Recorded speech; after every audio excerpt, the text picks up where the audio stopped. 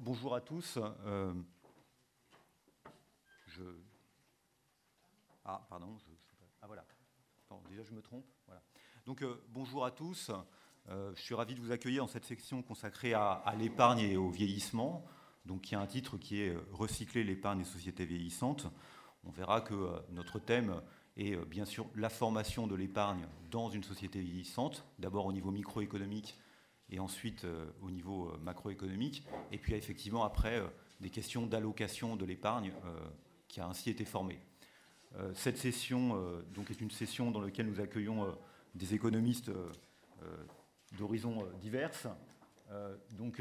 Il y aura d'abord Hippolyte Dalby qui vient de Toulouse. Ensuite, il y aura Alexis Dürer. Alors malheureusement, Alexis est tombé malade ce matin et je viens de l'apprendre, je l'ai appris hier soir en fait. Donc je me permettrai de donner quelques éléments de sa présentation parce qu'il me semble que c'est une présentation qui est très importante. Ensuite, nous aurons Najat et Joachim qui nous présenteront un papier plutôt macroéconomique, enfin, d'économétrie avec des données macro sur l'épargne et l'interaction entre les problèmes de santé et d'épargne et de remplacement. Nous aurons ensuite Elod Takacs de la Banque des règlements internationaux, de la BIS, qui nous parlera d'un point important qui concerne la relation entre le vieillissement et le prix des actifs. Bien sûr, puisque on a bien une relation d'équilibre qui se fait ensuite. Si les gens vieillissent, certes, ils modifient leur comportement d'épargne, c'est ce qu'on va voir. Enfin, on va voir comment ils le modifient. Et ça a des conséquences sur le prix des actifs. Et évidemment, ça a donc une conséquence sur le rendement qui est servi à ces épargnants. Donc, il faut tenir compte de ces effets de retour.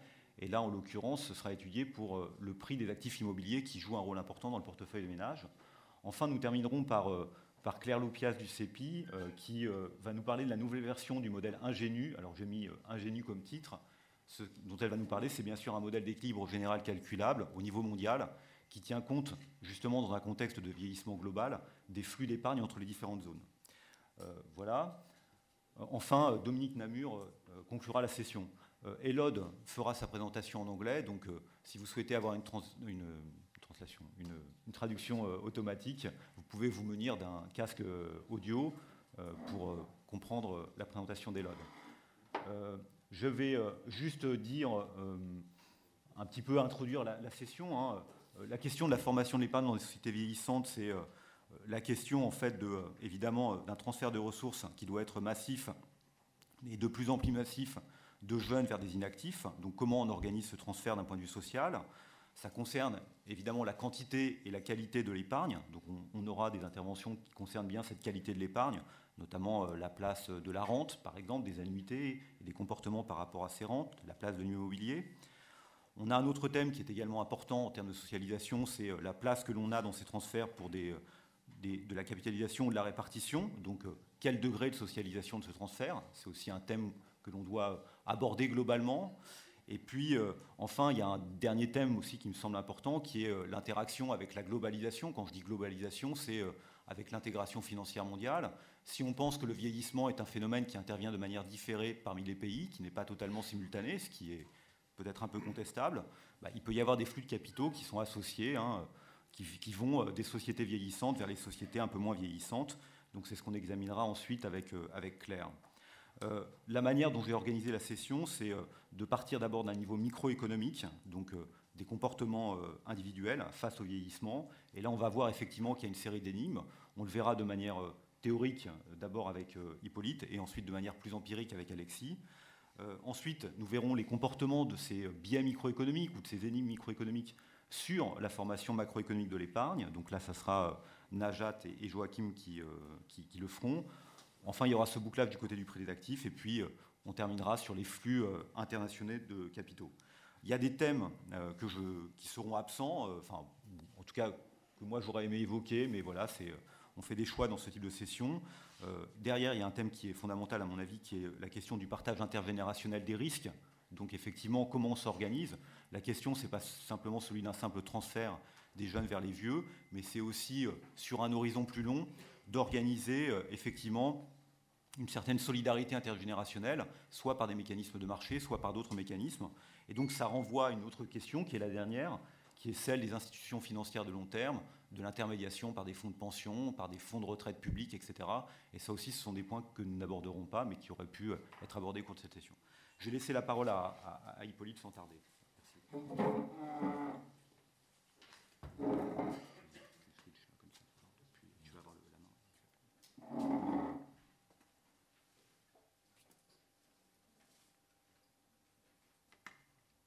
Donc bonjour à tous, je suis Pauline Dalvis.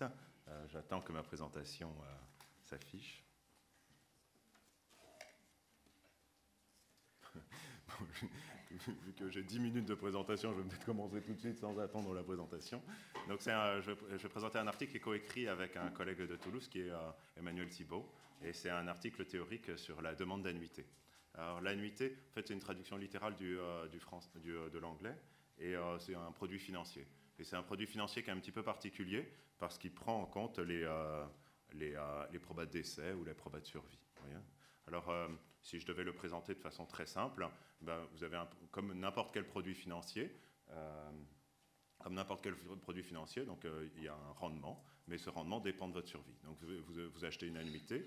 Si jamais vous survivez, eh ben, vous obtenez quelque chose. Puis si vous ne survivez pas, eh ben, vous n'obtenez rien, mais vous perdez aussi votre capital, c'est-à-dire vos descendants n'obtiennent rien. Donc c'est ça qui fait la distinction en fait, de ce type de produit financier par rapport à une action, une obligation, n'importe quoi. Donc c'est un terme générique qui recoupe beaucoup de produits financiers. Par exemple, en France, on aurait la rente viagère ou le viager, qui est qui est un exemple de ce type. On a aussi des retraites complémentaires, comme par exemple Préfonds, donc une retraite complémentaire pour les fonctionnaires, une possibilité d'avoir ça. Alors évidemment, on s'attend à ce qu'il y ait une certaine prime. C'est comme il y a un contrat d'assurance, donc on s'attend à ce qu'il y ait une certaine prime qui soit associée à ce contrat financier. Et on se dit, il faudrait au moins que ce contrat financier me rapporte plus qu'un autre contrat financier, d'accord? Surtout si je tiens en compte du bien-être un peu de mes enfants, je me dis, d'accord, je leur laisserai rien, si j'achète ce produit financier, je leur laisserai rien après la mort, mais au moins, j'aimerais que de mon vivant, eh ben, ça me rapporte quelque chose. Et donc ça, c'est cette prime, et cette prime de l'annuité, et on s'attend bien à ce qu'elle soit décroissante avec la probabilité de survie. Voilà. Donc, moi, je vais réfléchir à ces questions de perception des probabilités de survie, et donc de la prime, et donc de la demande d'annuité. D'accord.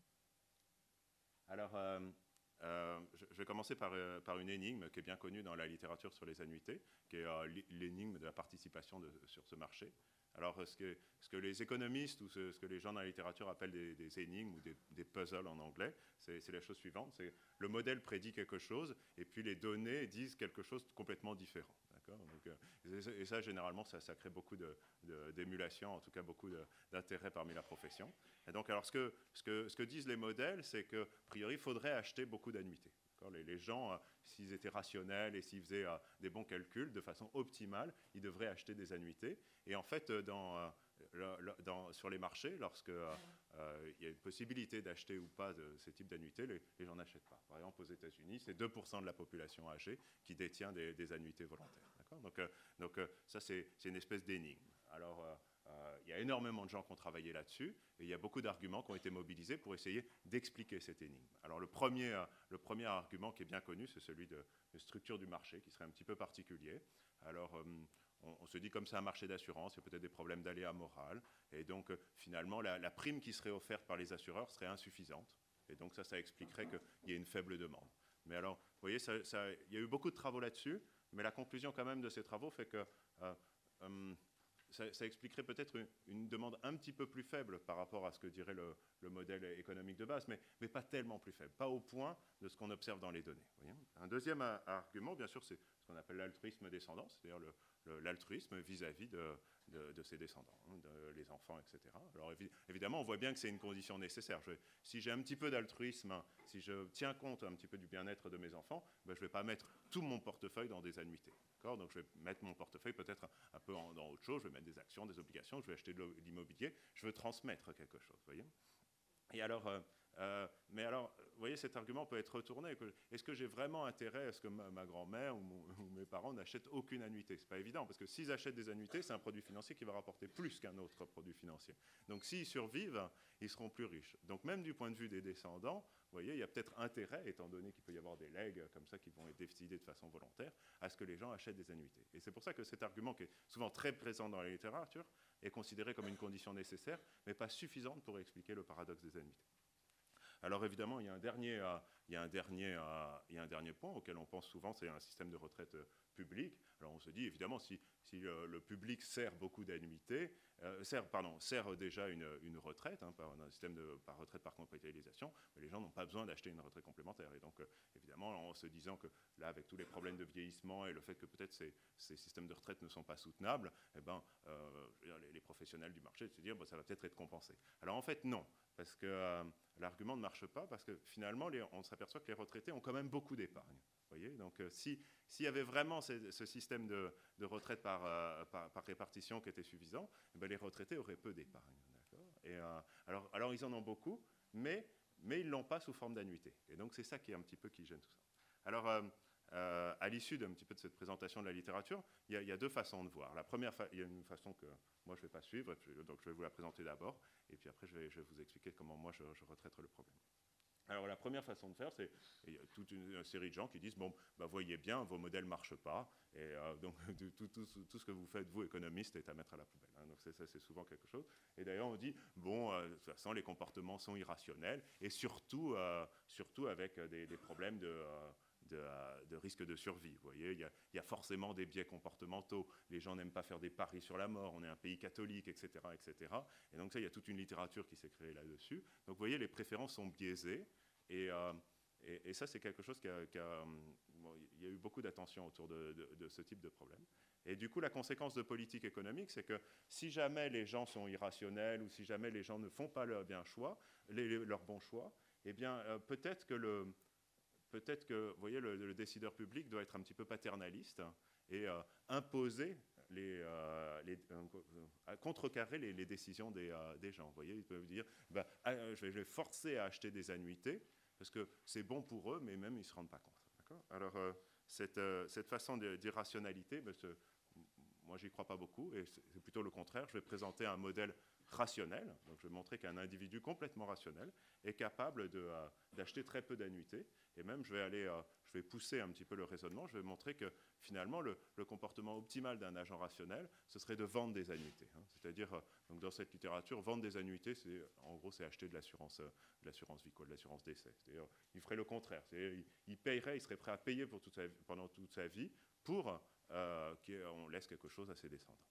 Donc je pense que c'est le premier modèle dans toute la littérature qui présente un argument où on n'a pas d'achat d'annuité, on a de la vente de... Alors je vais détailler un petit peu quelles sont les hypothèses que j'ai en commun avec toute la littérature et puis insister sur l'hypothèse qui m'est particulière. Alors la première série d'hypothèses qui est commune avec la littérature, c'est, si vous voulez, la structure un petit peu du modèle. Je vais considérer deux types de choix. Je vais faire des choix de portefeuille, bien sûr, hein, comme c'est un choix financier. Donc, je vais choisir entre des annuités et puis un autre actif financier qui n'a pas cette propriété d'être annuité, qui pourrait être des actions ou des obligations. Et puis, je vais aussi faire un choix d'épargne, un choix dit de cycle de vie. C'est-à-dire, je souhaite faire transmettre, si je survis, je souhaite avoir de l'argent. Et alors, à ce choix d'épargne, je vais associer aussi un choix de legs. Donc, vous voyez, c'est un mélange un petit peu entre de la microéconomie du cycle de vie standard et puis de la finance, et à la fois des choix de portefeuille et des choix d'épargne. Alors l'innovation, par rapport à ce que fait la littérature, c'est que je vais considérer que l'attitude par rapport au risque de décès. Je vais faire deux hypothèses. Alors, habituellement, ce que les modèles font, c'est qu'ils supposent que la probabilité est connue, la probabilité de survie est connue, et donc on met ça dans un système d'espérance d'utilité. Donc je ne vais pas trop insister, mais d'une certaine manière, on prend la moyenne pondérée par ces probabilités de survie des différentes utilités dans les différents états de la nature, qui sont la survie ou pas la survie. Alors moi, je vais supposer que non, la probabilité est inconnue, et je vais argumenter là-dessus, et qu'il y a une aversion à la certitude. Alors, bien sûr, ce sont des hypothèses cruciales, et donc il faut que je vous convainque avec ce slide, avec ces transparents. Je vais essayer de vous convaincre, parce que si vous acceptez un petit peu ces deux hypothèses, le reste découlera, et donc vous serez d'accord avec moi. Alors, la première chose, c'est que la durée de vie est incertaine. Alors, ça peut paraître un petit peu paradoxal, parce que bon, on a des tables d'actuariat, on enregistre des probabilités de décès depuis très longtemps, depuis John Grant, et donc la plupart des gens pensent que non, on connaît les probabilités de décès, c'est les tables de survie. Alors, vous voyez, je fais une distinction entre le risque, c'est-à-dire quelque chose pour lequel on peut associer une probabilité, et l'incertitude. C'est quelque chose pour lequel je ne connais pas la probabilité. Donc, c'est deux événements aléatoires. Il y en a un, je connais la probabilité, c'est du risque, et l'autre, je ne connais pas la probabilité, c'est de l'incertitude. Parfois, on parle d'ambiguïté aussi là-dessus. Alors, donc, moi, mon axe, c'est de dire, non, on ne connaît pas les probabilités de survie. Alors, oui, on a une table d'actuariat, c'est ce que les démographes appellent la table de survie du moment. C'est on enregistre les décès dans une population et on peut définir des tables de probabilité. Mais évidemment, ce n'est pas du tout la probabilité qui, moi, me concerne. C'est la probabilité des gens qui sont morts. Donc, si je faisais un sondage dans la salle, je pourrais par exemple dire, supposez que vous ayez survécu jusqu'à 70 ans, quelle est votre probabilité de mourir au cours de l'année ? Je ne sais pas si les gens connaissent. Alors, vous pouvez regarder aujourd'hui ceux qui ont 70 ans ou ceux qui ont 71 ans et calculer, voir la proportion qui sont morts et définir une probabilité, mais ce n'est pas du tout la vôtre. Il y a des tas d'événements incertains qui peuvent arriver entre le moment où vous aurez, jusqu'au temps où vous aurez 70 ans. Typiquement, il peut y avoir des nouvelles maladies qui arrivent, et ça, c'est complètement incertain. On ne connaît pas du tout la probabilité qu'il y ait une nouvelle maladie. Il peut y avoir aussi des nouveaux progrès techniques qui vont réduire les maladies existantes, etc. Donc, vous ne connaissez pas du tout la probabilité. En plus, je dirais, et notamment le cas pour les questions des annuités, c'est qu'on ne connaît pas du tout les probabilités. On connaît très mal les probabilités de survie, même du moment, pour les gens très âgés. Comme il y a relativement peu de données, c'est quelque chose qui n'est pas du tout bien fait. Et enfin, il y a une très forte hétérogénéité dans la population.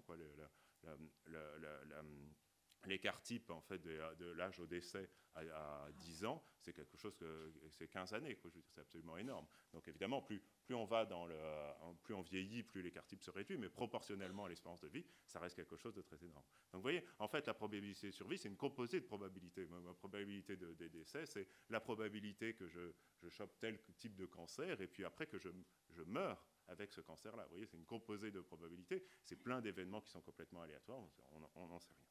Alors ça, c'est la première chose. 4 minutes. Première chose, donc les durées de vie sont incertaines. Et en plus, j'ai une aversion à cette incertitude. Alors l'aversion à cette incertitude, c'est un petit peu comme l'aversion au risque, mais c'est particulier à l'incertitude. Supposez, qu'est-ce que vous préférez? Est-ce que vous préférez parier sur quelque chose qui est une espèce de pile ou face, ou sur un match de tennis entre deux personnes que vous ne connaissez pas? Si vous préférez parier sur pile ou face, vous savez que les probabilités, c'est 1,5 à 5. Un match de tennis, vous ne savez absolument pas. Si vous préférez donc le pile ou face au match de tennis, ça veut dire que vous avez une aversion à l'incertitude. C'est très, très différent. Ce n'est pas par rapport au certain, c'est par rapport à l'incertitude. Alors là, tout le problème, c'est savoir est-ce qu'il y a une espèce d'aversion à l'incertitude pour les survies. Alors il y a des intuitions qui sont relativement anciennes et qui remontent à Keynes. Et Keynes dit simplement, supposez que vous alliez chez le docteur, vous avez une maladie et vous dit, bon là, j'ai un traitement pour votre maladie, on le fait depuis longtemps, on sait que ça marche à peu près dans un cas sur 2. Et puis, mais j'ai un autre traitement qui est nouveau, mais je ne connais pas du tout ses probabilités de succès parce qu'on ne l'a pas du tout expérimenté. Qu'est-ce que vous préférez? Si vous préférez prendre le traitement qu'on connaît bien, etc., eh bien, c'est que vous avez une aversion à l'incertitude. Donc ça, c'est une intuition qui date des années 20, bien sûr, c'est Keynes. Depuis, il y a eu énormément de travaux qui ont été faits, et notamment des choses récentes. Je vais passer dessus parce qu'il ne me reste pas tant de temps, mais qui montrent qu'il y a une aversion à l'incertitude. D'accord? Donc, ce que je vais faire, c'est je vais faire un modèle très simple, mais qui est différent parce que je veux tenir compte du fait que les probabilités sont incertaines, et en plus, qu'on a une aversion à l'incertitude. Donc, c'est en termes un tout petit peu techniques, donc pour ceux qui connaissent, c'est des préférences qui ne sont pas de type espérance d'utilité, mais qui sont de max-min. L'idée, lorsque je suis incertain, lorsque je ne connais pas très bien les probabilités, une façon de savoir, j'ai deux possibilités, soit je survis, soit je ne survis pas. Et alors, ce que je veux, c'est maximiser mon bien-être dans le pire des cas possibles. Ça, c'est le max-min, qui est utilisé aussi en choix social, mais qui est utilisé aussi en finance. Et ça, c'est typiquement une aversion très forte à l'incertitude sur les probabilités. Si je déteste ça, eh bien, je vais avoir un autre type de préférence, un autre type de comportement qui est gouverné par un comportement de type max-min. Alors, l'idée, c'est que le min, ce n'est pas forcément de mourir jeune, en fait. À partir du moment où vous faites des choix de portefeuille, ces choix vont influencer les legs que vous allez faire à vos enfants. Et en choisissant des annuités ou pas des annuités, vous allez faire plus ou moins de legs en fait, à vos enfants. Et donc, si vous choisissez, par exemple, de vendre beaucoup d'annuités, donc d'acheter beaucoup d'assurance vie, et que vous mourrez tôt, ben, vous laisserez plus d'argent à vos enfants. Mais si vous survivez, ben, vous avez un moindre rendement parce que vous n'avez pas acheté d'annuité. Vous avez à payer l'assurance vie, typiquement. D'accord? Donc ça, c'est le point de départ. Et à partir de là, j'ai 2 résultats. Le premier résultat, c'est que le comportement optimal, c'est d'égaliser les utilités dans les différents états de la nature, c'est-à-dire de faire en sorte que le bien-être soit complètement indépendant des probabilités. Donc c'est une version extrême, hein, c'est-à-dire je veux exactement, comme je veux pas du tout participer à cette loterie, vous voyez, je n'aime pas du tout les probabilités, et donc ce que je veux, c'est en être indépendant, et donc je veux égaliser. Et donc j'en déduis le résultat 2, c'est que sur cette situation-là, le comportement optimal, c'est de vendre des annuités. Et l'idée est très simple, hein, presque je conclurai avec un slide, et puis ça, et puis un slide, je pense que je serai pile dans mon temps. L'idée est très simple. Si je n'achète aucune annuité, donc j'ai un seul rendement, qui est le rendement des autres actifs, et si je survis, ben mon utilité est forcément supérieure. Et ça, je ne veux pas par rapport à mon comportement qui est d'égaliser les utilités dans les différents états de la nature. Et donc, ce que je vais vouloir, c'est vendre des annuités, acheter de l'assurance vie, si vous voulez, pour réduire mon bien-être si jamais je survis. Alors ça, c'est une version extrême. Je vais en conclure comme ça. Il y a des possibilités d'étendre très nettement ce modèle, donc notamment prendre des aversions à la survie des aversions à l'incertitude qui sont finies, et tout ça reste relativement robuste, et donc je pense que c'est quelque chose qui est un bon candidat pour expliquer peut-être le paradoxe des annuités. Donc ce qu'on est en train de faire actuellement à Toulouse, c'est d'essayer de mesurer cette aversion à l'incertitude. Et ça a des conséquences très importantes. Ça peut y avoir des conséquences, évidemment, pour l'industrie, pour les gens qui travaillent dans cette industrie, parce que pour définir un petit peu des produits financiers qui contiennent de l'assurance vie, on a besoin de savoir un petit peu quelle est cette aversion. Alors, c'est quelque chose qui est très complexe. C'est un protocole expérimental qui est relativement complexe. La deuxième chose, ça a aussi une conséquence en termes de politique publique, de savoir comment est-ce qu'on doit prendre des décisions dans une situation d'incertitude. Savoir s'il faut avoir une approche paternaliste, savoir si les gens ont beaucoup d'aversion par rapport à ce type d'incertitude, il y a peut-être des politiques publiques qui sont adaptées. Voilà. Je vous remercie. Merci. Désolé d'avoir dépassé. Merci. Je voulais juste reprendre la parole. Enfin, je reprends la parole parce qu'en fait, Alexis n'est pas là, mais je voulais malgré tout, parce que le papier d'Alexis se situe très bien dans la continuité de celui d'Hippolyte, présenter quelques éléments sur son étude. Donc, évidemment, je n'ai pas fait cette étude, et donc je ne peux peut-être pas répondre à toutes les questions, mais ça me semble quand même important parce qu'on touche concrètement des problèmes qui ont été évoqués par Hippolyte. Donc je vais être plus rapide qu'une présentation normale, juste pour dire que Alexis et sa co-autrice dans ce papier regardent précisément la modification de la table des mortalités qui est intervenue en 2007 pour les contrats Madelin sur les versements et sur la souscription de nouveaux contrats Madelin. Donc on a des individus, donc des indépendants qui cherchent à avoir une retraite complémentaire, ce sont des contrats Madelin, et qui tout d'un coup en 2007 se retrouvent face à un durcissement de la table de mortalité, apprennent que le taux de conversion de leur capital sera moins important et leur permettra d'avoir une rente moins importante. Et ce qui est intéressant, c'est que cette réforme de 2007, c'est ce qu'il met ici, hein, cette réforme de 2007, vous voyez, elle s'effectue de manière différenciée entre les hommes et les femmes, puisque ce sont surtout les femmes qui vivent plus longtemps. Donc en 2007, ce qu'on a fait, c'est qu'on a modifié le taux de conversion par rapport à la période précédente. Vous voyez que dans la colonne 93-2007, on observe que le taux de conversion était commun aux hommes et aux femmes, valait 4,89 avant 2007. Et à partir de 2007, on différencie les hommes et les femmes. Les hommes sont maintenus à 4,88, donc quasiment pas de modification. Et les femmes, elles, baissent à 4,38 du fait d'une plus grande durée de vie. Et la question que se pose Alexis, c'est de regarder si cette modification de la table, qui intervient donc pour les nouveaux contrats Madelin, c'est-à-dire pour les contrats souscrits à partir du 1er janvier 2007, modifie ou non le comportement de souscription de nouveaux personnes qui viennent chercher ces contrats et le comportement de versement sur ces contrats. Donc c'est effectivement intéressant, on a une demande d'annuité et on regarde en quoi une modification d'une règle du jeu modifie ou non le comportement. Le résultat, évidemment, auquel on doit s'attendre, c'est quoi? C'est d'une part, évidemment, ceux qui ont des anciens contrats Madelin sont très contents de les avoir. Pour eux, il y a une garantie d'application de la table de mortalité précédente. Évidemment, ceux qui souscrivent des nouveaux contrats Madelin vont avoir la nouvelle table. Et l'idée qu'on a, c'est que s'ils veulent avoir une rente qui soit suffisante, ils doivent opérer plus de versements. Donc la question qui est posée, c'est de savoir si effectivement cette modification de la règle du jeu a-t-elle modifié ou non le versement des nouveaux contractants. Et comme les hommes et les femmes sont affectés de manière différenciée, on a une forme d'expérience naturelle, ce que cherche toujours l'économiste dans ce type d'études. On essaie de voir s'il y a un comportement différencié de la part des femmes et des hommes. Et c'est donc ce qu'ont fait Alexis et sa co-autrice sur une base de données qui a été fournie par un grand assureur, donc avec des données micro vraiment très précises. Donc, à quel résultat? Donc, effectivement, les hommes et les femmes, on voit qu'il y a une grosse modification. À quel résultat ils aboutissent?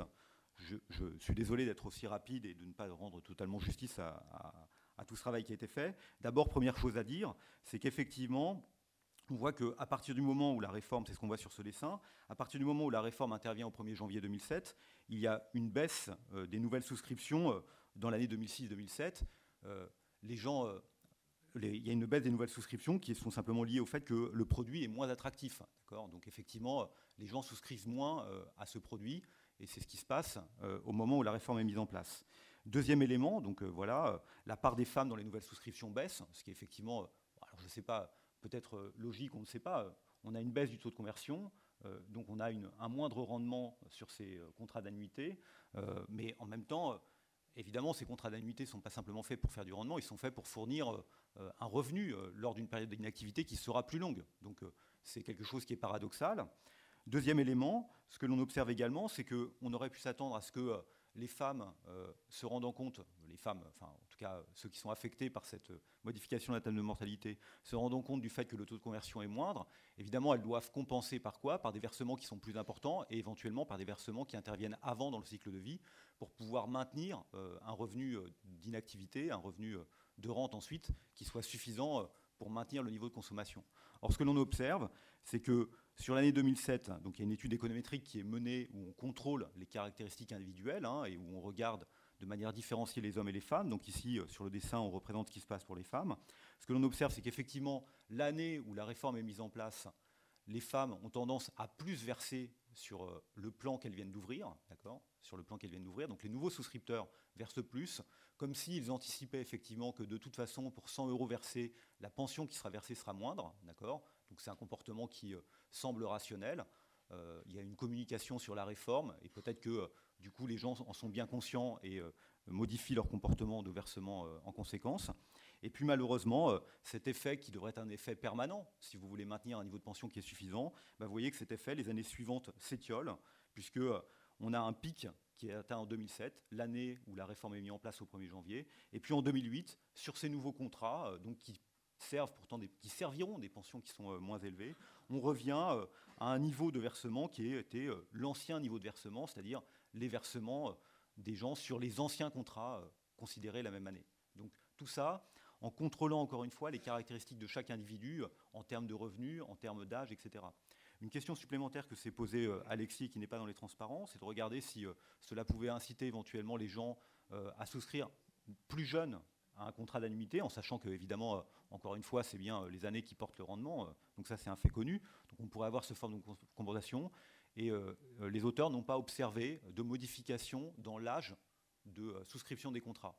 Donc qu'est-ce que ça veut dire? Ça veut dire que finalement, même un endroit, dans un segment qui est particulier, qui sont les contrats Madelin, où on sait que les taux de remplacement de la répartition sont faibles, et où donc les gens ont une nécessité importante de recourir à de la capitalisation, on voit que les comportements individuels ne permettent pas d'intégrer les changements de la table de mortalité, en tout cas pas de manière immédiate. Alors ils le font peut-être de manière immédiate, mais si immédiate qu'ils ne le font plus ensuite. Donc on voit évidemment qu'il y a un danger, enfin qu'il y a un danger, j'exagère certainement, mais qu'il y a ici quelque chose qui montre que les gens ne sont pas totalement rationnels dans leur choix et qu'ils n'ont peut-être pas bien compris comment fonctionnait effectivement le rendement des annuités, où il faut tenir compte du rendement financier, mais bien sûr le diviser par la probabilité de survie, et donc en quelque sorte compenser éventuellement par des versements supplémentaires, et c'est ce qui n'est pas fait. Donc voilà, alors on n'est pas à vendre des contrats, là c'est encore des achats d'annuités, mais ça rejoint quand même les énigmes dont on a parlé, à savoir que nos ménages ne sont pas forcément très rationnels dans leur comportement face à une modification de l'environnement et de la probabilité de décès, donc ce qui arrive évidemment dans nos sociétés vieillissantes. Donc voilà, je cède la parole au papier suivant. J'étais très rapide, mais il me semblait quand même important de parler de ce papier. Vous retrouverez les slides sur le site web. Et le papier qui n'est pas encore disponible parce que la compagnie d'assurance n'a pas encore donné son accord, le sera bientôt. Donc c'est une nouvelle production. Voilà, merci. Voilà, Joachim peut venir maintenant présenter.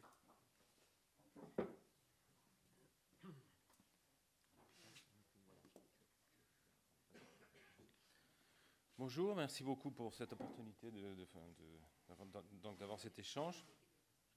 Notre papier traite essentiellement d'une question.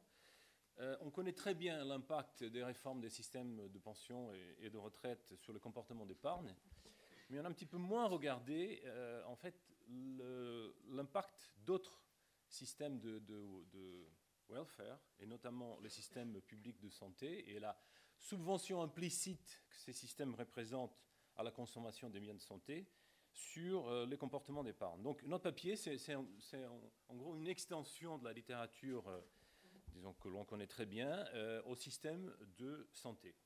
Alors, en toile de fond, il y a un certain nombre de papiers dans la littérature, que, comme il a été dit déjà ici ce matin, adresse un certain nombre d'énigmes qui questionnent le modèle de cycle de vie. Ces énigmes, on les connaît, c'est par exemple le fait que vous avez un impact de l'accroissement de la longévité sur l'épargne qui est un petit peu ambigu. On s'attend effectivement que les individus rationnels, quand ils vivent plus longtemps, ils anticipent qu'ils vont avoir besoin de plus de revenus pour financer une période plus longue de consommation, donc ils vont avoir un taux d'épargne un peu plus élevé. Alors on trouve donc un impact, cette augmentation de la longévité qui est un peu donc ambiguë. Comme on a été dit aussi ce matin, les personnes âgées continuent à épargner beaucoup. Pourquoi cette période, pourquoi cette rupture dans la vie liée donc à la retraite n'est pas correctement anticipée, et donc on continue à épargner, quelque sorte comme il y avait une espèce d'excès de revenus pendant la retraite qui générait donc une épargne qui serait un peu bizarre. Et puis effectivement donc cette rupture cette chute un peu brutale, disons, de fin de la consommation, exactement au moment de la retraite, qui est aussi cette discontinuité qui est un petit peu bizarre, parce que autant sur donc la durée des ans de vie après la retraite, il y a de l'incertitude, autant l'âge de la retraite, c'est quelque chose de relativement connu, donc on peut l'anticiper. Pourquoi tout d'un coup il y a cette baisse à la fin de la consommation très très forte au moment de la retraite. Donc il y a donc un certain nombre d'énigmes. Nous on va proposer donc une approche un petit peu plus, disons, intégrée. Et la présentation, c'est en 3 points. Donc, je vais vous parler un peu de quelques faits stylisés assez rapidement. On a un petit modèle de cycle de vie pour essayer de comprendre quels sont les principaux déterminants de l'épargne, qu'on va étendre donc à des déterminants, disons, on commence par la partie micro, et puis après, on va donc faire une extension donc à la partie macro. Et puis après, je présenterai donc les résultats des estimations économétriques en panel. Donc, quelques faits stylisés. Le premier fait, on connaît très bien cette espèce de bosse des comportements de consommation par rapport à l'âge. On commence avec un certain niveau de consommation. Donc, ces graphiques sont normalisés à 100 pour le segment de la population avant 25 ans. Donc, ça augmente, ça double autour, disons, des âges mûrs, 45-50 ans. Et puis après, ça redescend à peu près au niveau des âges jeunes. Alors pourquoi, effectivement, on a cette bosse alors que le modèle de cycle de vie, on s'attendrait à quelque chose de beaucoup plus plat. C'est étant dit que cette bosse n'invalide pas le modèle de cycle de vie, parce que si vous avez une bosse au niveau de la courbe de revenus qui est un petit peu plus prononcée que celle-là, vous avez quand même des comportements qui reviennent à être net emprunteur quand vous êtes jeune, net épargneur quand vous êtes donc à l'âge mûr, et net désépargnant, je ne sais pas comment on dit ça en français, quand vous êtes vieux. Mais disons, c'est quelque chose qui questionne un petit peu, disons, le modèle de cycle de vie. Quand on décompose donc cette bosse sur le comportement de consommation par rapport à l'âge, on voit qu'on trouve ça pratiquement dans toutes les catégories de consommation. Donc le housing, l'habitation, c'est ça en français. Donc l'énergie, les amusements, entertainment, enfin l'éducation, on trouve cette double bosse parce qu'évidemment on investit beaucoup quand on est jeune et puis après on baisse et puis après il faut. Ça c'est des enquêtes sur des familles évidemment. Donc en tant que famille vous investissez un petit peu plus donc dans l'éducation aux âges élevés à cause de vos enfants. Mais après donc ça rebaisse. Donc la consommation de véhicules c'est pareil. Le seul bien où la consommation augmente avec l'âge, c'est la santé. C'est la santé. Et évidemment, c'est le bien qui est fortement subventionné par le système de santé publique. Alors, il y a un certain nombre d'explications dans la littérature par rapport à ces poseurs, à ces bosses. Dans dans la courbe de consommation par rapport à l'âge. Alors on dit par exemple les gens, en fait, il y a une détérioration de votre état de santé qui vous permet en fait pas vraiment de compte, disons, de consommer. Vous êtes un petit peu, bon, vous n'avez pas tous les moyens et donc votre niveau de consommation baisse. Vous avez aussi des explications liées à la taille de la famille qui baisse fortement quand vous êtes vieux. Bon, il y a une explication qui est liée donc, au changement dans le panier de consommation. Disons, ce panier de consommation entre quand vous êtes jeune et vieux change. Moi, ce que je voudrais, disons, présenter ici, c'est effectivement le côté, peut-être qu'on a moins vu, qui est donc ces paramètres liés au système de welfare.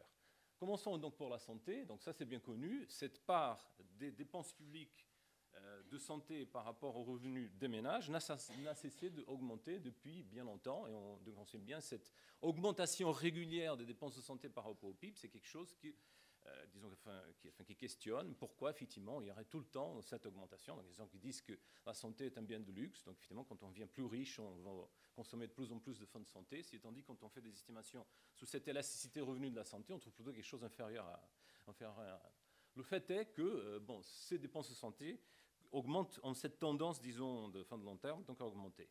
Les taux de remplacement, la générosité, si vous permettez, donc des systèmes de santé, c'est quelque chose qu'avant donc les réformes récentes n'a pas aussi cessé d'augmenter. Des pays comme le mien, le Portugal, la France, donc même dans un pays comme les États-Unis, ces taux de remplacement ont augmenté de façon donc assez régulière. On voit par exemple ici donc l'impact donc des réformes donc en Suède, mais disons cette générosité globale des systèmes de welfare, c'est quelque chose quand même qui a pas mal, disons, augmenté, s'est développé. Et l'idée, c'est quel est l'impact de ces systèmes de welfare sur les comportements d'épargne. Alors, pour comprendre ça, on a besoin d'un tout petit modèle. Alors, on sait utiliser le modèle de cycle de vie. On a utilisé donc une version de ce modèle de cycle de vie qui introduit donc un élément d'incertitude sur la probabilité de survie donc après la retraite. Et c'est vraiment un modèle, on ne peut pas imaginer quelque chose de simple, j'espère pas simpliste, mais on a deux périodes, une période où vous consommez et vous épargnez, une deuxième période où vous avez un changement dans le panier de consommation qui est plus tiré du côté donc, des biens de santé. Et pour financer ce bien, vous avez en fait trois différents types de revenus. Vous avez le revenu qui vous vient du système de répartition avec un taux de remplacement qu'on appelle donc bêta. Vous avez le capital que vous avez accumulé pendant votre vie active, rémunéré avec un taux de rendement R. Et puis, vous avez des transferts sociaux, T, qui, pour nous, dans ce modèle, sont essentiellement associés donc, aux biens de santé. Et vous avez une probabilité de survie, parce qu'évidemment, le capital que vous avez accumulé pendant votre période active, il doit être normalisé, disons, par cette probabilité de survie. Évidemment, si vous vivez plus longtemps qu'anticipé, votre capital va, disons, vous permettre de financer donc un niveau global de consommation qui va être plus petit. Le fait est que quand on met tout ça ensemble, et surtout quand on introduit une contrainte, c'est-à-dire que le système doit être équilibré, et dans la version qu'on présente aussi, on équilibre le système essentiellement par les taux de contribution, voilà.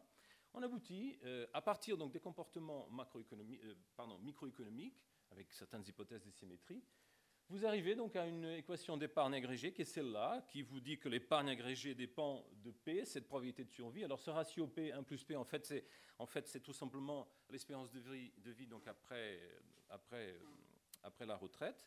Après, vous avez donc les paramètres liés à votre système de welfare, le bêta qui est donc le taux de remplacement, le taux des transferts, le ratio de dépendance, disons, le nombre de vieux par rapport au nombre de jeunes, et puis donc le taux d'intérêt. L'impact de ces variables sur le taux d'épargne est relativement simple. L'espérance de vie, en fait, a un impact ambigu. C'est-à-dire l'espérance de vie, effectivement, peut avoir un impact, qui est négatif sur l'épargne. Et en fait, ça dépend des autres paramètres. Quand le système de welfare est extrêmement généreux, en fait, vous avez un résultat un peu bizarre. Vous augmentez l'espérance de vie, en fait, vous réduisez l'épargne. Normalement, pour des systèmes, pour des valeurs, disons, normales du système de welfare, vous avez donc le signe anticipé, c'est de vous augmenter l'espérance de vie et vous augmenter l'épargne. Les taux de remplacement, le taux de subvention des biens de santé a bien un impact négatif donc, sur le taux d'épargne. Plus vous êtes subventionné au moment de la retraite, moins vous avez incitation donc à épargner. Le taux de dépendance, évidemment, un impact négatif aussi sur le taux d'épargne. Plus il y a donc cette population de vieux par rapport aux jeunes, plus ça doit réduire l'épargne. Et le taux d'intérêt, un impact, disons, positif. Alors, on a fait un acte un peu héroïque, c'est-à-dire qu'on a pris cette équation et puis on a simulé cette équation. C'est-à-dire, au lieu de passer directement aux estimations économétriques avec une forme semi-réduite, on a pris cette petite équation. On a dit, voilà, est-ce que la théorie économique, un modèle simple de cycle de vie, permet d'expliquer quelque chose, observer des comportements d'épargne. Alors, à notre surprise, dans pas mal de pays, en fait, ça explique pas mal. Et cette équation, je voulais vraiment insister là-dessus, il n'y a aucune calibration. Normalement, dans les systèmes, dans les modèles d'équipe générale, etc., on calibre donc ce genre de choses sur certains paramètres, de façon à reproduire ce qu'on observe pour une année donnée, ou pour une période. Là, il n'y a aucune calibration, c'est vraiment... On a fait donc des estimations de taux d'emplacement, de dépenses de santé. On connaît donc les données de population. On connaît donc le taux d'intérêt réel. On a des données donc sur la probabilité de survie. On a mis tout ça ensemble. Et par exemple, pour le Canada, ça marche très bien. Pour les États-Unis aussi, ça marche relativement bien. Pour d'autres pays, ça capture bien donc les tendances et le niveau de l'épargne. En France, ça ne marche pas du tout. En France, cette équation dit en fait que les Français devaient épargner beaucoup moins. Et pourquoi ils devaient épargner beaucoup moins? Parce qu'effectivement, le système est extrêmement généreux. Et donc, normalement, ils ne devraient pas avoir des incitations pour épargner. Et pourtant, ils épargnent. Donc, ils épargnent, en fait, beaucoup, et même beaucoup plus que dans les pays où on a fait des réformes qui sont censées augmenter donc, l'épargne. Donc là, il y a quelque chose qui manque clairement dans ce modèle de cycle de vie. Alors, qu'est-ce qui manque?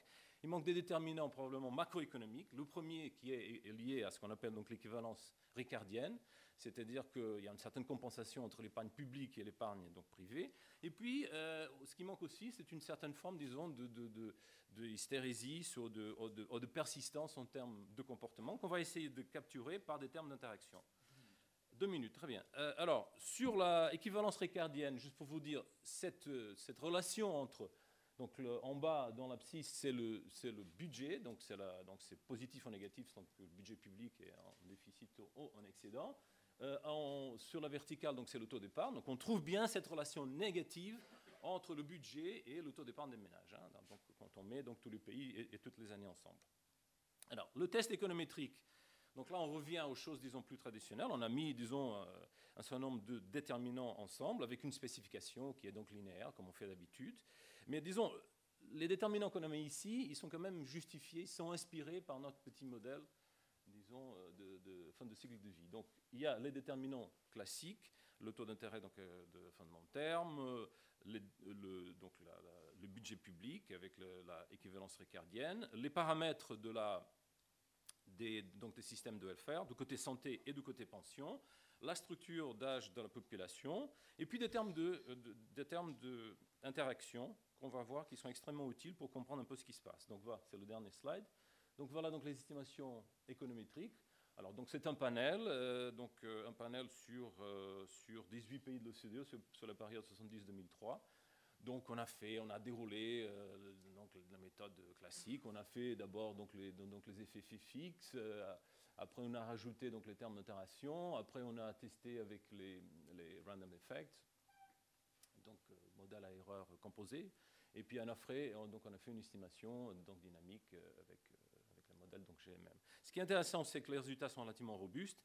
Par exemple, l'équivalence ricardienne, tout en haut, le public budget balance, ça marche très bien. Donc, c'est bien donc, un impact négatif. Ce n'est pas égal à 1, c'est-à-dire une augmentation d'1% du déficit public n'amène pas une augmentation d'1% de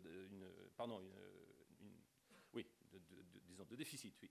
N'induit pas une augmentation de 1% de l'épargne. C'est un petit peu, disons, inférieur, mais le coefficient est quand même assez important, autour de, disons, 0,7.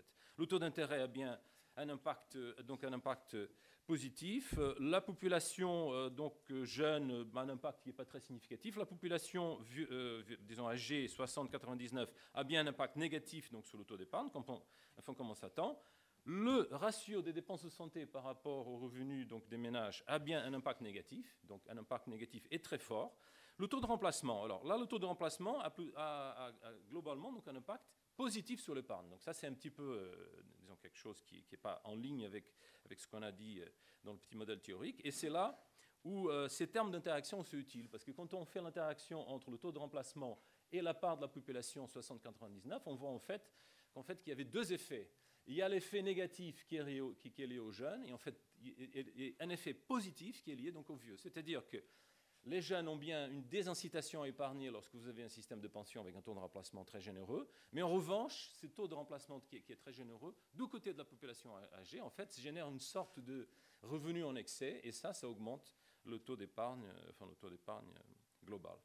L'espérance de vie, ça a un impact négatif. Donc le modèle permet cette chose un peu bizarre, mais bon, là, je pense qu'il faut travailler plus. Et en plus, donc cet impact négatif, il est significatif. Donc bon, c'est un petit peu donc un puzzle, mais ça, vraiment, c'est quelque chose qu'on doit creuser plus. Et puis, je voulais juste terminer donc, probablement le message le plus important.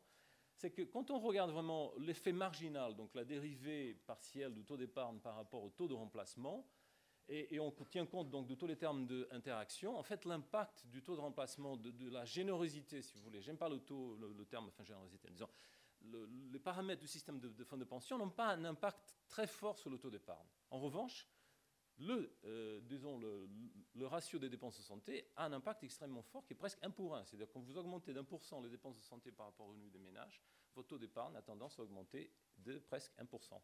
Et donc, on est en train de faire des réformes du côté des systèmes de pension et peut-être qu'on devrait se poser un petit peu plus la question, qu'est-ce que les systèmes de santé font en termes d'impact sur le système d'épargne? En fait, on fait des réformes sur le système de pension et peut-être on ne va pas avoir l'impact espéré sur l'épargne parce qu'en fait, il y a d'autres déterminants qui sont très importants. Merci beaucoup. J'espère que je n'ai pas été trop...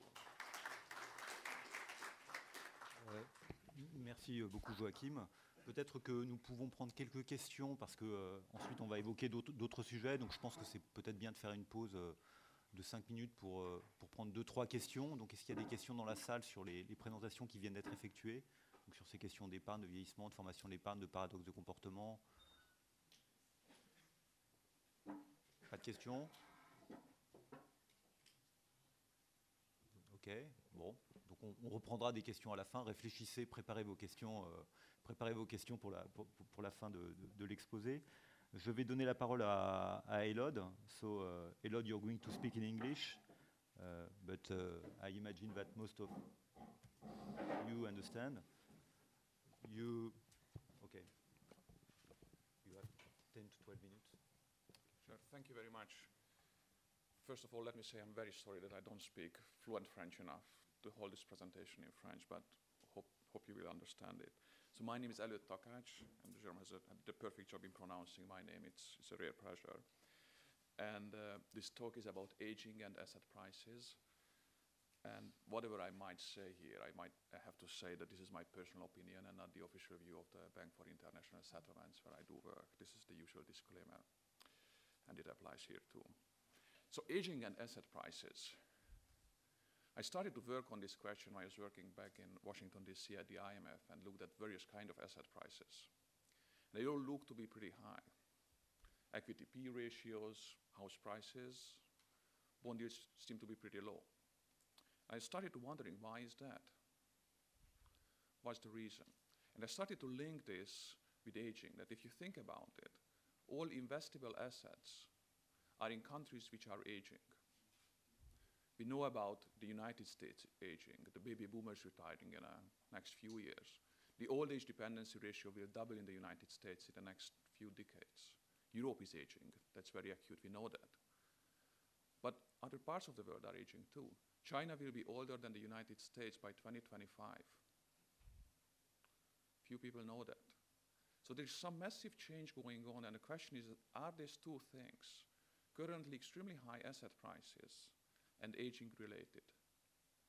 And I believe understanding this question is very relevant for all of us. This is a story, this is not just macroeconomic, this is not just an abstract story, this is a story about our investments, the value of our house, and a chunk of our pensions. So I think we should be interested on what's going on and what is exactly the relationship between aging and asset prices. Let me show you what exactly motivated this research when I talked about high asset prices. Economic theory suggests, the life cycle theory, that aging might affect asset prices. The mechanism is through simple supply and demand. If you have a large number of people who are at the prime saving age, between somewhere 35 and 60 years old, they try to save a lot, and they have a lots of demand for assets. This should drive up asset prices. In case of the United States, you have such a generation, the baby boomers. The baby boomers were born between 1946 and 1964. They were active, they started to work massively after the 1980s or the late 1970s. So if this life cycle theory is true, then what you should see in the United States, that as baby boomers enter the workforce, start to save, asset prices go up. And if the theory is correct, when these baby boomers will retire, which is happening around right now, baby boomers start to retire in 2010, then that should drive down asset prices. Now, if you look at the data, and this is what I would like to show you here, asset prices have gone up so far. So theory is halfway right if you look at the stylized facts. On the left-hand side, you see ex-ante real yields on 10-year US Treasuries. They were around 5%, and they are below 2% right now. This is if you take into account inflation expectations for the next 10 years. In the middle, you see the Case-Shiller price-to-equity ratios for the United States. There is such a massive increase in equity prices that in the middle of the financial crisis in 2009, the low point of equity valuations were around 50% higher than what was the norm during the 1980s. Even if you were buying in the panic, you made a worse deal than what you could have made every day in the 1980s. And on the right-hand side, you see real house prices in the United States. That's a story that I think we all know. So the question is the theory correct? Will asset prices come down in a similar fashion that they went up? And this is a question that I'm trying to answer in this talk. What do I find? Let me tell you this first, and then come the details. I find that aging did affect and will affect asset prices significantly. Second, it looks that advanced economies are likely to face substantial headwinds in their house prices over the course of the next 40 years because of aging. And third, the findings imply, combined with global aging, the fact that we know that it's not only advanced economies age, but also emerging economies age very quickly, in many cases much quicker than advanced economies. It implies that global asset prices can come under some pressure, and this pressure might lead, with some uncertainty, around 1 percentage point per annum.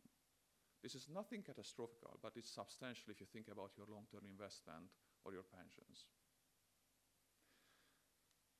So let me give you an outline, how I will go in the following of this paper. First, I would like to tell you how what I do fits into the literature, how the methodology is different, and what I find, how does it compare to what other people found in the literature. Second, I would like to show you the backbone of the empirical analysis. Our time frame is very strict, so it's really the backbone, not the details. And last, I would like to move to the results and discuss the policy implications. What does it mean? How public policy should, or your private investment policy should respond to these findings. So about the literature. What I do find, this global 100 basis point per annum impact, is roughly in the middle of the literature. Greg Mankiw, in a paper, joint paper with Weil in 1989, found what he called an asset price meltdown, a massive increase in asset prices due to aging. This is clearly on one extreme of the previous studies. A number of follow-up studies found aging impact between 0 and 100 basis points. So this paper that you are about to see is roughly at the high end of consensus estimates, and it's much lower than Mankiw and Weil asset price meltdown. So it's a substantial impact, but not a catastrophic impact. How the methodology, the identification methodology that I'm using is different from previous studies. I use an international sample of house prices, real house prices that the BIS compiles. The question is that why do I use this house price sample, or what people did before? Before, there was a stream of single country studies. The trouble with single country studies is that aging has many measures. You have the old age dependency ratio, median age, and so on and so forth. It's very tricky to identify the real impact of aging when you have zillion measures to fit in a single, you have zillion nonlinear measures of aging, and you fit these measures to an asset price profile. It's very easy to overfit. In fact, what Mankiw and Fire found for the United States turned out to be not true for the case of Canada, which should be very, very similar to the United States. So single country studies have an obvious problem with identification. A second stream of literature tried to come out with investigating a panel of countries and using financial assets. The trouble here is diversification and capital mobility. You live in an aging country. You know that asset returns are low. What will you do? Just invest somewhere else. Buy a mutual fund. I don't care. My country is aging. I buy somewhere else. And this is what's happening. There is capital mobility. Money is flowing from aging countries to younger countries. If in such a setup, you try to measure the impact of aging on financial assets, you can't really identify the problem because capital mobility dilutes the impact of aging already. So that's why I use house price data. It's much more difficult to invest in houses abroad. It's possible, but much more difficult. It's much more lumpy. There's a tax treatment. And I hope to identify aging a bit better this way. So let me show you the sample of the universe of real house prices that we have. Here you see the core European countries, the European periphery, Northern Europe, and these are the non-European countries in the sample. Just if you look at very tangentially, you can see that Asian countries seem not to do that well. Japanese house prices, German house prices don't do as well as Australian or British house prices. So there might be something in a story, but you shouldn't derive too much conclusions from charts. So what I do is I do a panel regression. And what I find is I use a theoretical model to identify key drivers, key demographic drivers. And what I find is that real GDP per capita is a substantial driver of real house prices. The wealthier you are, the more expensive houses are. And the elasticity is around 1%. 1% higher real GDP per capita corresponds to 1% more expensive house prices. Total population is also a strong driver. 1% higher total population drives up real house prices by around 1 percentage point. And old age dependency ratio, the ratio of old to the middle age, drives down house prices. The more old people are, those people who are either selling their houses or likely to sell their houses in the future, drive down the house prices. This is a simple equilibrium of buyers and sellers.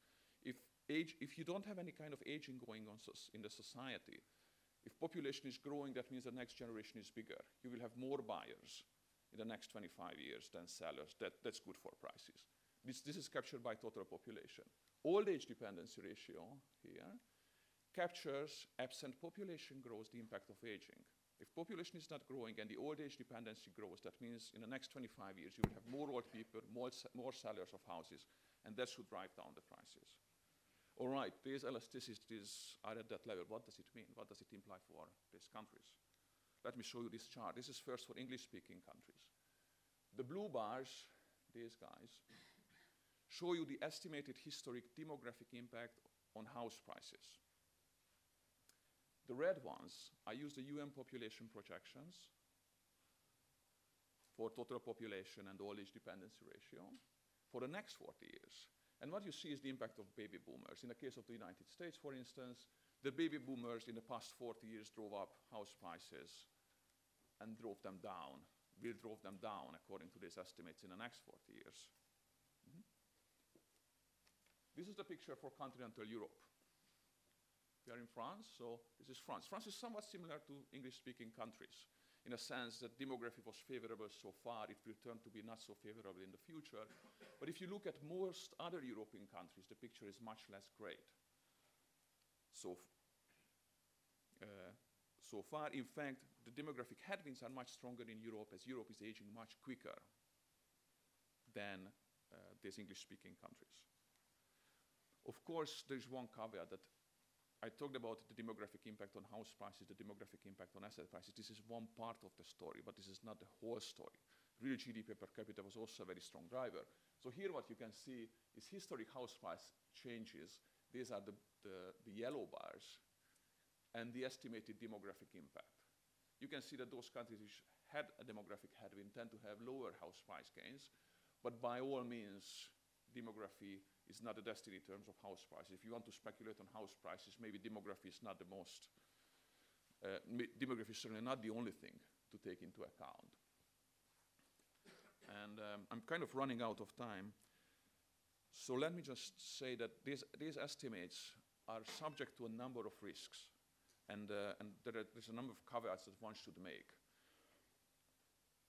I would just emphasize here two very visible risks to these estimates. I think it's obvious that there is large of heterogeneity and a number of econometric issues can arise. But I think that there are two very visible risks to these estimates. On the upside, there is a chance that old age and working age will get redefined. We use the old age dependency ratio. The old age dependency ratio is the ratio of the old to the working age. The cutoff is 65 years. There's no reason why somebody 66 years old in 2050 should be considered old. We are moving to a more service-based economy. Probably people can work or might need to work much longer. This would dampen the impact of aging and push it to the future. So that's an upside. My estimates on the downside might not be that strong. On the downside, however, there is a trend of cutting old age benefits, healthcare benefits, and pension benefits. If this comes through, that might make the life cycle stronger. In a sense, old age people might need to run down their assets quicker or stronger than in the past because they can rely less on government. And that would make all these impacts much stronger. And obviously it has impact for asset prices, and if you were to plug in global demographics, you would wind up around a 1 percentage point per annum decrease in asset prices. The question is, what I find, that is aging will decrease asset prices, house prices substantially, and global asset prices can come under a pressure of around 100 basis points per annum. What does it imply for public policy? What can you do about it? What are the implications that we know? And I would like to talk about one in detail now, and maybe if there's a question, we can talk about that later on, about financial stability or the debt sustainability implications. But I think pensions are key. The way how we think about pensions. I think this research highlights that private, so-called pre-funded pension plans come under very similar pressures due to aging than public pay-as-you-go systems. The mechanism shouldn't be such a big surprise. When people talk about the demographic challenges for pay-as-you-go pension system, the problem is that you have a smaller working age population and you have a bigger old age population to support, so you need to take away more income from the working age and give it to the old age. That's a problem for the pay-as-you-go system. Now, the situation is not an awfully different from the private pre-funded pension schemes, because what you have in these schemes, you change incomes not through taxation, but through asset sales. You have a large number of old people who are trying to sell various kinds of assets to a shrinking and lower number of working age people. That probably doesn't do that good for the price of these assets. And this is the impact that this paper highlights, that private pension funds face very similar challenges. If aging challenges pension provision, but the solution is not necessarily going for private pre-funded pension schemes because they face very similar challenges than pay-as-you-go systems. And there is no global diversification. If only your country were to age, you could diversify away, but the world is aging. Remember, China will be older than the United States. There are not that many very young regions left. It's Africa, India, maybe the Arab world. So, minus 2 minutes. So thank you very much. I think this is important, and I would conclude with at minus 2 minutes. Yeah. Thank you very much. Thank you.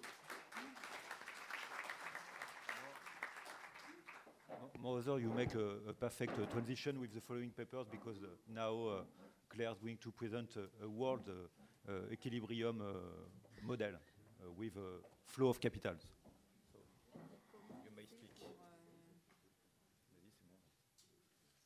Alors Bonjour, je vais vous dire quelques mots du modèle Ingenu, qui est un modèle qui a été développé par le CEPI, le FCE et le CEPREMAP. On est en train de calibrer une 3e version du modèle où on a modifié un certain nombre d'éléments.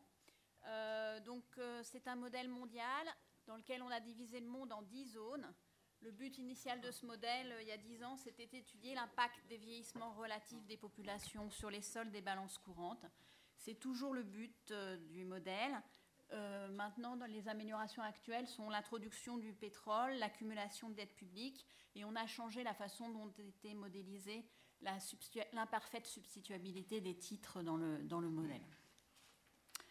Alors, les 10 zones, donc il y a l'Afrique, hors Méditerranée, l'Amérique du Nord, l'Amérique du Sud, le monde chinois, l'Europe de l'Est, hors Russie, l'Europe de l'Ouest, le monde indien, qui est plus grand que l'Inde, puisqu'il y a des pays autour très peuplés, le Japon, le monde méditerranéen et le monde russe.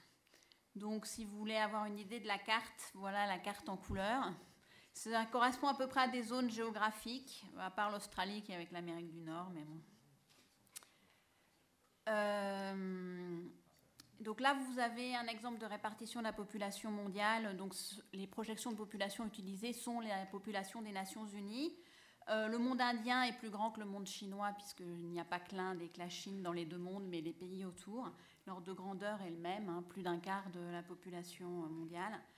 On voit que l'Europe est déjà très petite, ainsi que l'Amérique du Nord, à peine 5% de plus. Donc je ne vais peut-être pas m'attarder sur ces graphiques. Ça, c'est l'évolution de la population en millions entre 1950 et 2100.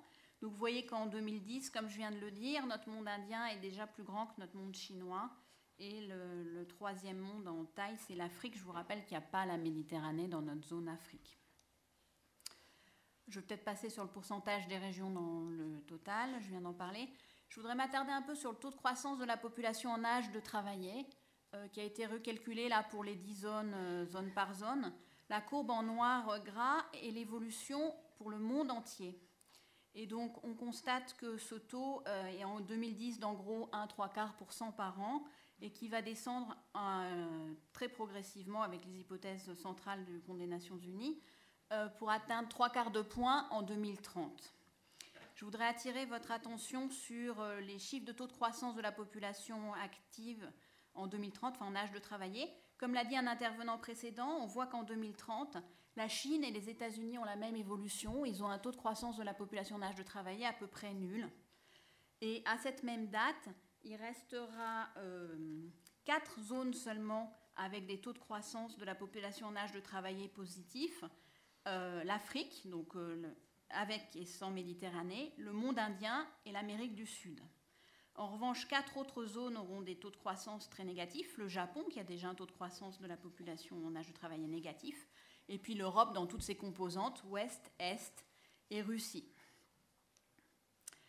Alors, on a beaucoup parlé des taux d'épargne par âge et de l'évolution du ratio. Alors là, c'est les ratios de dépendance, je vais peut-être passer, on en a déjà assez parlé. On a parlé beaucoup des taux d'épargne par âge et de l'évolution de la part de la population qui avait un taux d'épargne supérieur à la moyenne. Donc, Hippolyte tout à l'heure parlait de paradoxe. On voit bien sur ce graphique qu'en 2010, l'Amérique du Nord a un relativement haut ratio d'épargnants, de population en fort âge d'épargner, et c'est un des paradoxes de ces modèles. Le modèle est à 10 zones, donc c'est 10 grandes zones. Donc ce sont des zones qui sont, comme elles sont grandes, sont relativement fermées. Donc juste pour mémoire, le taux d'ouverture mondial de chacune de nos zones, en moyenne, ce n'est que 10%, puisqu'il y a beaucoup de commerce intra-zone, puisque nos zones sont relativement grandes. Donc je vais vous dire 2 mots de la structure du modèle, un peu de l'état actuel du modèle et des hypothèses centrales et des perspectives, puisqu'on est en train de recalibrer le modèle et donc on n'a que des résultats très très préliminaires. Donc c'est un modèle micro-fondé dans lequel il y a en gros 5 types d'agents. Donc il y a des consommateurs qui maximisent leur utilité, il y a de la production un peu détaillée, de les administrations publiques, et je vais surtout insister sur le marché des titres. Donc c'est un modèle à génération imbriquée. qui est calé en quinquennal, donc on considère des classes d'âge de 5 ans, donc il y a 17 générations. Donc les consommateurs ont des préférences qui sont fondées sur leurs préférences pour le présent, de l'élasticité intertemporelle. D'autres intervenants sont revenus sur le rôle des legs ad hoc dans l'épargne, ils sont pris en compte, et les probabilités de décès qui sont aussi prises en compte. Donc c'est relativement standard, entre guillemets, sur la consommation. Alors ce qui est pas tout à fait standard et qu'on est en train de modifier, c'est la structure des placements dans le monde pour modéliser l'imparfaite substitution des capitaux. Donc en fait, il y a 3 niveaux de décision. Il y a un niveau de décision de placement au niveau domestique, qui pour le moment n'est pas lui modélisé, dans lequel il y aurait de la substituabilité entre les titres publics et les titres privés. Donc là, pour le moment, on suppose encore une parfaite substituabilité entre titres publics et titres privés à l'intérieur des zones. En revanche, il y a ce qu'on appelle un espèce de portefeuille mondial dans lequel on pondère les placements des différentes zones. Alors, je vais peut-être passer au transparent suivant. Donc, il y a 3 entités, des actifs domestiques, donc dont je viens de parler.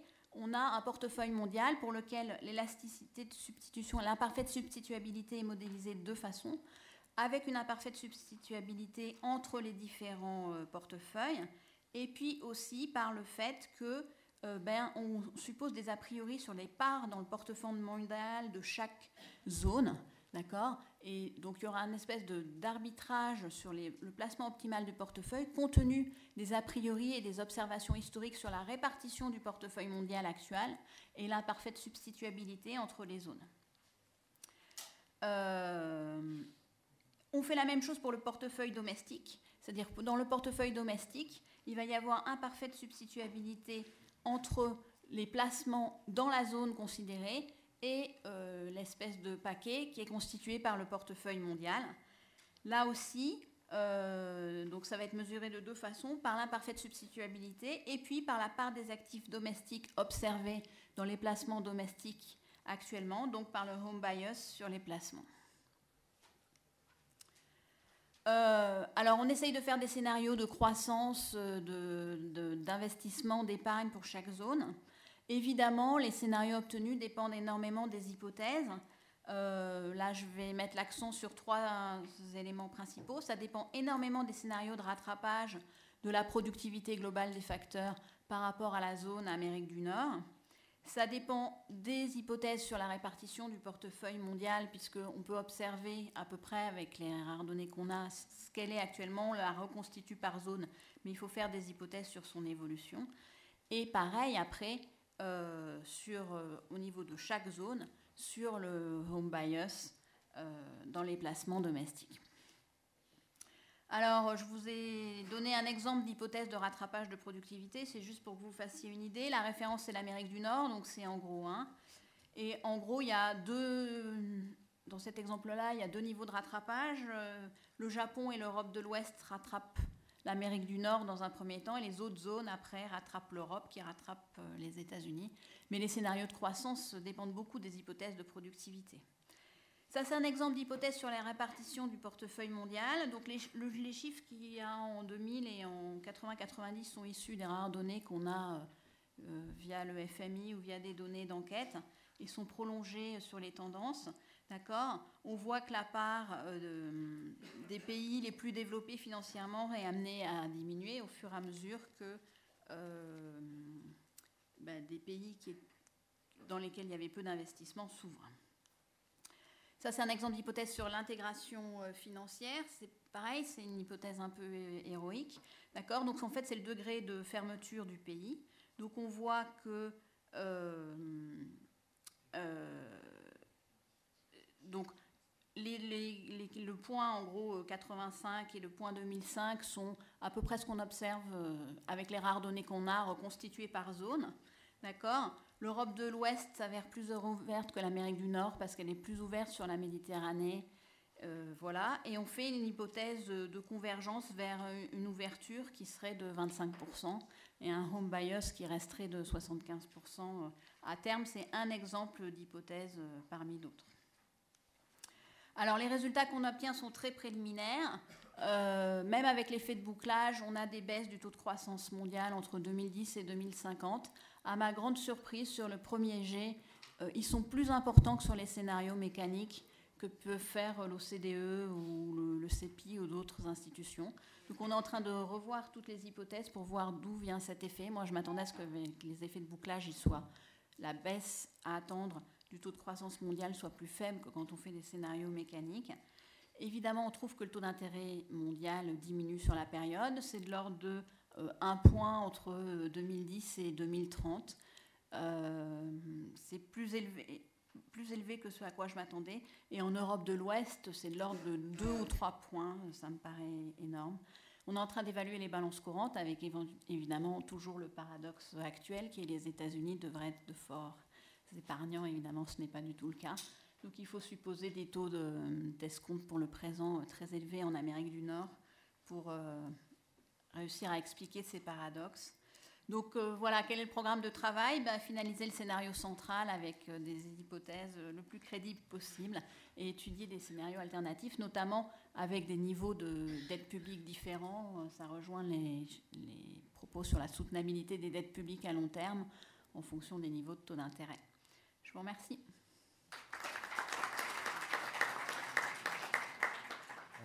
Merci beaucoup Claire. Donc j'ai cédé la parole à Dominique qui va tirer quelques enseignements de cette séance et puis ensuite prendre des questions de la salle. Voilà, donc Dominique, je te laisse la parole. Merci.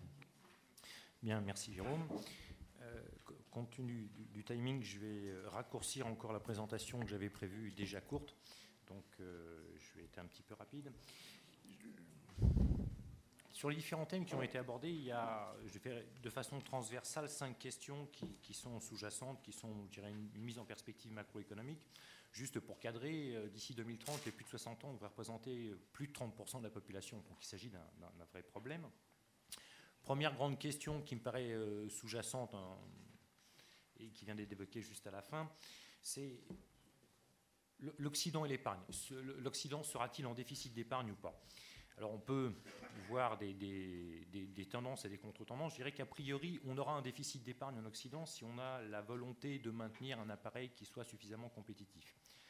On a un cadre mondial général qui est celui d'un chômage keynésien, avec une demande insuffisante qui ne stimule pas assez d'investissement.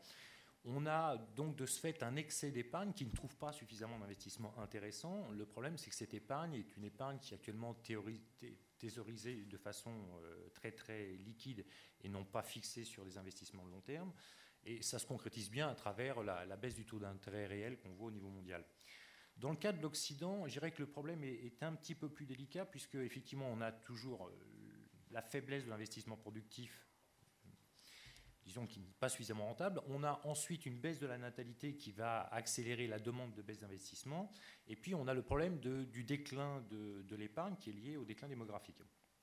Alors même si certaines zones sont un peu moins touchées, dans le cas des États-Unis en particulier, ce qu'on peut voir à travers certaines simulations type ingénu, c'est qu'il est possible qu'il y ait un rééquilibrage des comptes courants d'ici 2050, mais ça marchera s'il y a une forte baisse de l'investissement. Ça veut dire s'il y a une perte de la compétitivité. Donc on peut se poser la question de, mis à part le problème des comptes courants, qu'en sera-t-il des performances économiques relatives de chacun des pays ?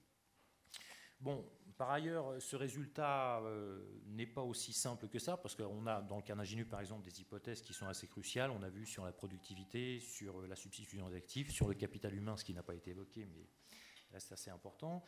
Et puis, on a des effets contradictoires. Par exemple, on sait bien que l'allongement de la vie, dans un premier temps, ça va stimuler l'épargne, donc pendant les premières phases du cycle de vieillissement.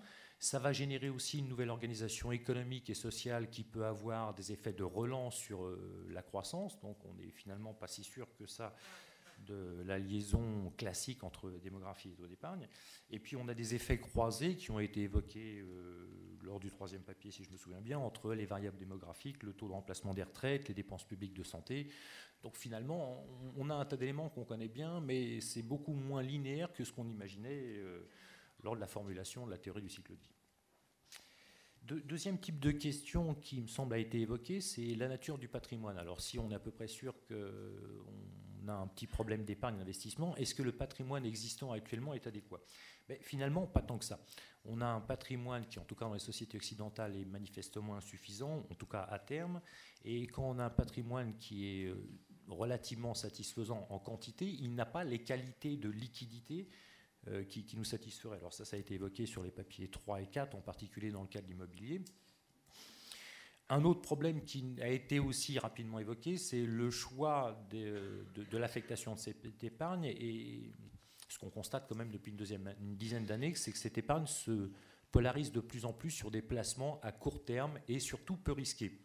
Et ça pose un vrai problème. La focalisation des investisseurs sur des placements peu risqués, ça va raccourcir énormément l'horizon de placement de tout ce qu'on va pouvoir envisager et ça va poser des problèmes sur le financement des activités risquées à long terme, typiquement l'investissement qui prépare la compétitivité de demain.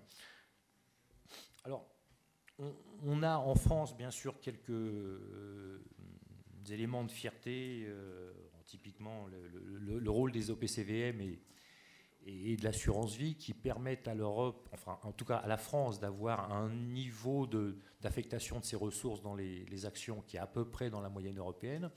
Maintenant, il ne faut pas se leurrer, on est encore loin derrière le Royaume-Uni et les Pays-Bas et encore plus loin derrière les États-Unis. Donc on a bien un problème de financement de l'investissement risqué, celui qui déterminera la compétitivité. On a évoqué, on a des pistes de réponse. Alors première piste, c'est par exemple les fonds de pension. Alors, les fonds de pension, ça a été longtemps un regret en France en se disant que c'est finalement un levier très très important d'investissement risqué. Ce qu'on peut constater dans les pays qui ont effectivement des fonds de pension, c'est que ça marche. Maintenant, ce n'est pas la solution ultime, il faut bien être conscient de ça. Alors, ce qu'on voit, c'est qu'effectivement, tendance, les pays qui ont des fonds de pension ont tendance à favoriser l'investissement risqué, y compris à l'extérieur. Alors, c'est typiquement le cas des États-Unis, où on sait très bien que le système financier américain a un effet de recyclage monstrueux qui permet encore aux États-Unis d'être l'investisseur risqué dans le monde par excellence. Et je ne parle pas de l'investissement risqué, je parle bien des flux qui sortent des États-Unis et qui financent l'investissement risqué dans le monde. Ceci étant, on a vu que c'était un déterminant de l'épargne, donc je crois que c'est le papier 3, qui fait voir que c'est un déterminant assez faible de l'épargne. Donc, ce n'est pas un levier, en tout cas, qui est d'une efficacité totale. Et puis la deuxième chose dernière limite qu'on peut évoquer, c'est qu'il est probable que l'arrivée à la retraite des cohortes nées d'après-guerre oblige ces fonds de pension à changer de politique d'investissement. Il y a une dizaine d'années, l'horizon était loin. L'horizon est en train de se raccourcir, donc ces fonds vont avoir besoin de liquidités relativement sûres. Ça veut dire qu'il y a de fortes chances qu'ils réorientent leurs investissements vers des placements moins risqués et plus certains à court terme. Bon, et puis, on peut rajouter aussi l'environnement macroéconomique qui fait que ces fonds vont peut-être choisir des stratégies en fonction des politiques monétaires. Alors, ce à quoi on a assisté depuis, disons, jusqu'à l'explosion de la dernière bulle, c'est effectivement une polarisation sur les activités financières de très court terme qui ne sont pas d'une rentabilité à long terme très intéressante, mais qui sont juste rentables parce que peu risquées avec un levier d'endettement énorme. Effectivement, quand vous avez une possibilité d'emprunter à 3-4%, pourquoi vous embêter à faire des placements à très très long terme qui sont risqués? Donc on a aussi un conditionnement de la politique monétaire pour l'efficacité de ces différents outils.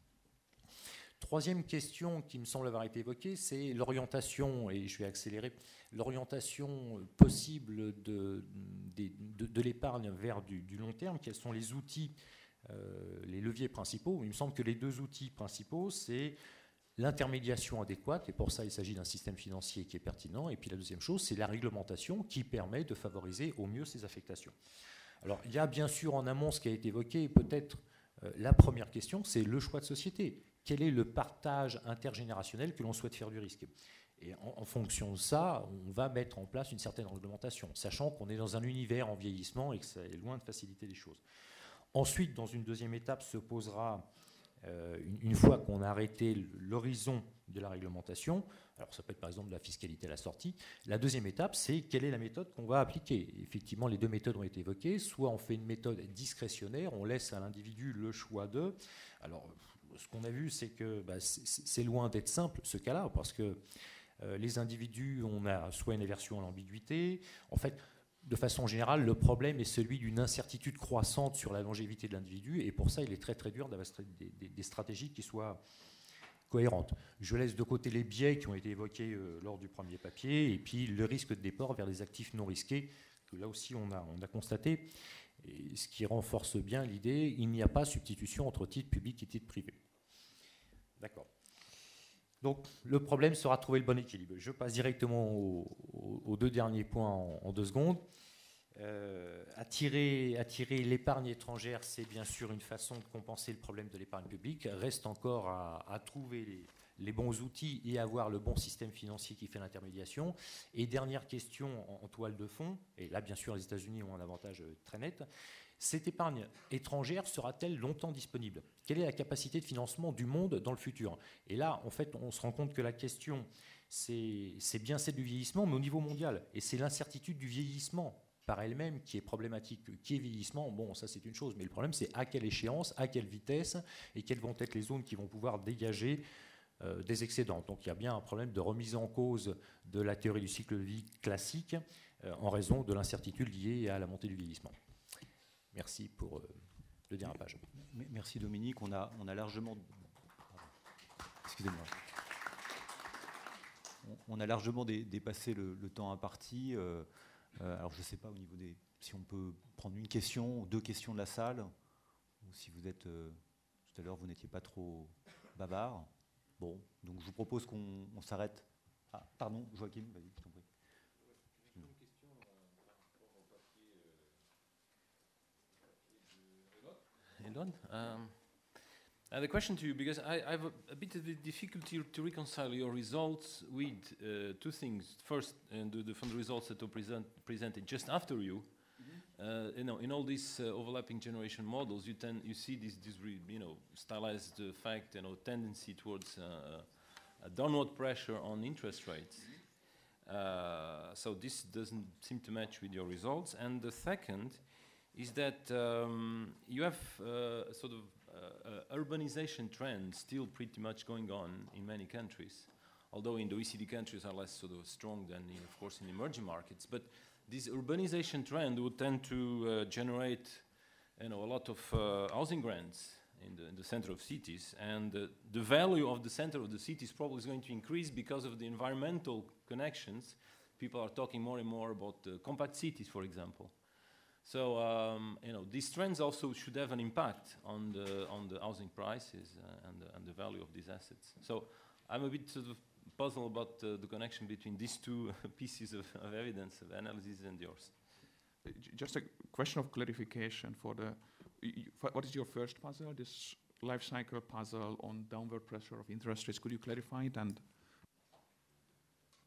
well, you presented in your econometric estimations that you find that the increase of the dependency ratio has a negative impact on the housing prices. Is that correct? Yes. Okay, but I'm just saying is that most of the overlapping generation models like Ingenu showed actually over the the next decades, at least up to 2050, actually there was a very steady downward pressure on interest rates, and that should actually, as a sort of the reverse of the medal, should actually push upwards the asset prices, right? Maybe.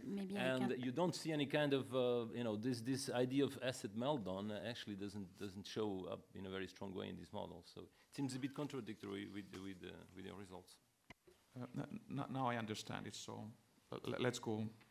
So I agree with you that I think when we talk about interest rates, it's very important to distinguish between short-term rates and long-term rates. Like most of the studies looking forward and assessing the impact of aging, focusing short-term rates 20 years down the road. I'm focusing on long-term rates today. And the fact that aging pushed down long-term rates today is very consistent with the fact that aging will push down short-term rates, a consecutive of short-term rates in the next 20 years.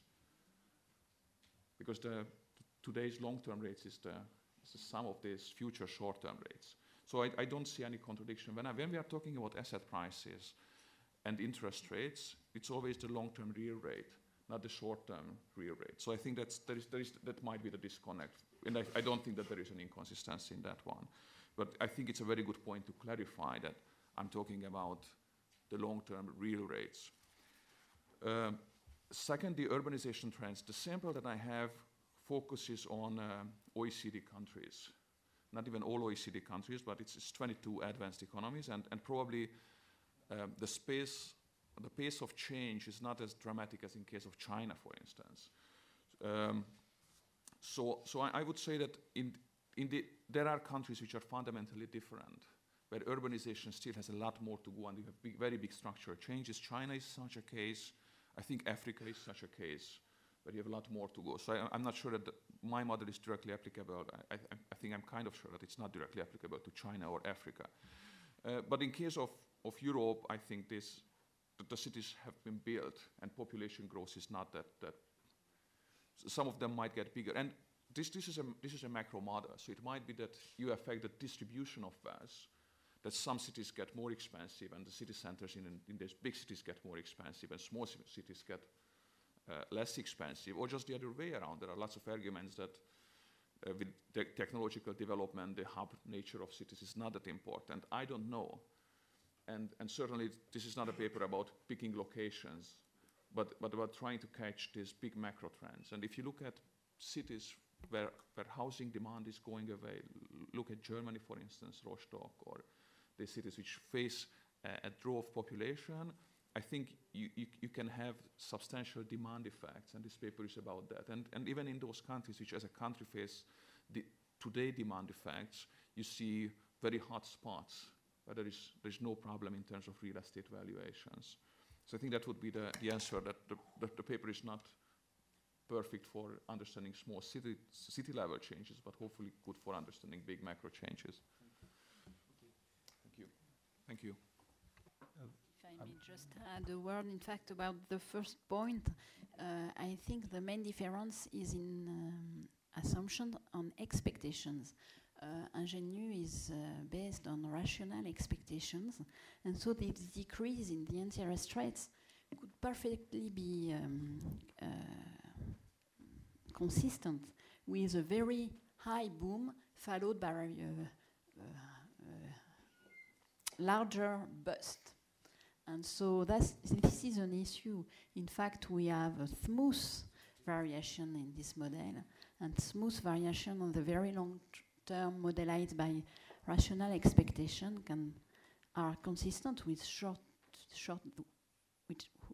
movements that are not that short, in fact, of boom and bust. This is a real issue. Thank you very much. We finish this session. So, il n'y aura pas de pause en fait pour pouvoir enchaîner directement sur la session suivante et tenir nos horaires. Donc je cède tout de suite la parole à la prochaine session.